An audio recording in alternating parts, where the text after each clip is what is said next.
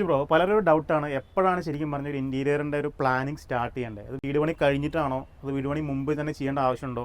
അപ്പോൾ ശരിക്കും നമ്മൾ കോസ്റ്റ് സേവ് ചെയ്യാനൊക്കെ ആയിട്ട് എപ്പോഴാണ് ശരിക്കും ഇൻറ്റീരിയർ നമ്മൾ പ്ലാൻ ചെയ്ത് തുടങ്ങേണ്ടത്? ഇത് വളരെ നല്ലൊരു ക്വസ്റ്റ്യൻ ആണ്.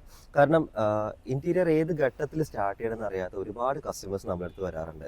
പലപ്പോഴും പലരും ധാരണ എങ്ങനെയാ വെച്ചിട്ടുണ്ടെങ്കിൽ ഇന്റീരിയർ ഏറ്റവും ലാസ്റ്റ് അന്വേഷിച്ചാൽ പോരെ എന്നുള്ള ഒരു കോൺസെപ്റ്റിലാണ് പലരും വരാറ്.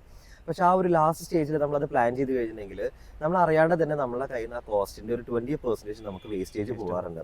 സോ ഇങ്ങനെ ഒരു ക്വസ്റ്റ്യൻ നമുക്ക് വരുമ്പോൾ ഏറ്റവും ആദ്യം നമുക്ക് പറയാറ്, ഒരു വീട് എന്നുള്ള കോൺസെപ്റ്റ് നമ്മൾ എപ്പോൾ പ്ലാൻ ചെയ്യുന്നു സെയിം ടൈം സൈമൾട്ടേനിയസ്ലി നമ്മളൊരു ഇന്റീരിയറിന്റെ പ്ലാനും നിർബന്ധമായിട്ടും ഡെവലപ്പ് ചെയ്തിരിക്കണം. അതെ അതെ. ഇപ്പോൾ ചില ആൾക്കാരൊക്കെ ആദ്യം ചെയ്യാറ് ലൈറ്റ് പോയിന്റ്സ്, അതുപോലെ തന്നെ ഒരുപാട് പോയിന്റുകളൊക്കെ അഡീഷണൽ ആഡ് ചെയ്യാറുണ്ട്. രണ്ടാമത് നമ്മൾ ചെയ്യുമ്പോഴത്തേക്ക് ഭിത്തി പിന്നെയും പൊട്ടിക്കേണ്ടി വരും, അതൊക്കെ ആഡ് ചെയ്യണമെന്നുണ്ടെങ്കിൽ അല്ലേ? അതൊക്കെ ഒരുപാട് കോസ്റ്റുമാണ്, സമയമെടുക്കും, പറഞ്ഞ ഫിനിഷിങ് കിട്ടത്തുമില്ല. അപ്പോൾ നമ്മൾ വീട് പണിക്ക് മുന്നേ തന്നെ ഏകദേശം ഒരു ഐഡിയ എടുത്തു വെക്കണം. അത് തന്നെയാണ് അതിന്റെ എക്സാക്ട് ആൻസർ.